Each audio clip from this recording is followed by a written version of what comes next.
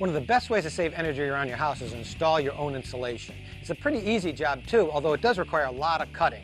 Typically you have to make cuts like every 3 or 4 feet or 6 or 8 feet depending on where you're installing the insulation.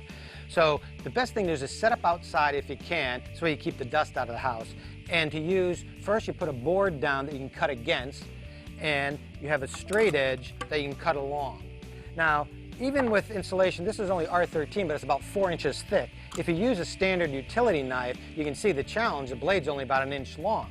So what I prefer to use is a utility knife that has a snap-off blade. Now the way these are designed to be used is you extend the blade. When it becomes dull, you snap it off and you extend another blade. But you can also extend it 3 or 4 inches. What you end up with is this beautiful insulation cutting weapon that will slice through the thickest insulation.